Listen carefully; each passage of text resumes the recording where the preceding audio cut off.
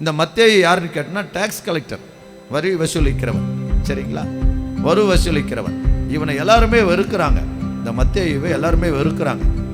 யாருமே அவனை நேசிக்க மாட்டேங்கிறாங்க. அவனை பார்த்தாவே மக்கள் எல்லாம் பயங்கர கோவப்படுறாங்க. அவன் வரி வசூலிக்கிறவன். சரிங்களா, அப்போ என்னன்னு கேட்டிங்கன்னா அவன் யூதன் தான். அவன் யூதன் தான், அவன் புறஜாதி கிடையாது. மத்தேயு யாருங்க? யூதன் தான். ஆனால் ரோமர்கிட்ட வரி வசூலிக்கிற வேலையை செய்கிறான். வரி வசூலித்து ரோமர்களுக்கு கொண்டு போய் கொடுக்குறான் ரோம அரசாங்கத்தில்.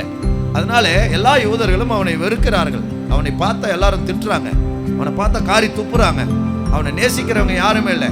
அவன் வேலை செய்கிறான், அவனுக்கு வருமானம் இருக்குது, பணம் இருக்குது, எல்லாமே இருக்குது. என்ன கிடையாதுங்க? நிம்மதி இல்லை. அவன் சாப்பிட்றதுக்கு என்னது இல்லைங்க, நிம்மதி இல்லை. அப்போ பாருங்க, அந்த நிம்மதி இல்லாத மத்தேயுவை ஒருவர் கண்ணோக்கி பார்க்கிறார். அல்லேலூயா. அந்த நிம்மதி இல்லாத அந்த மத்தேயுவை ஒரு கண்ணோக்கி பார்க்கிறார்.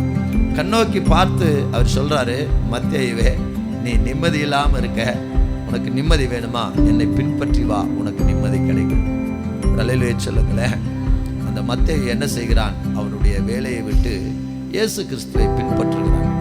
இயேசு கிறிஸ்துவை பின்பற்றும் போது பாருங்க, இயேசு கிறிஸ்துவை பின்பற்றும் போது அவனுக்கு நிம்மதி கிடைக்கிறது. நிம்மதி கிடைக்கிறது.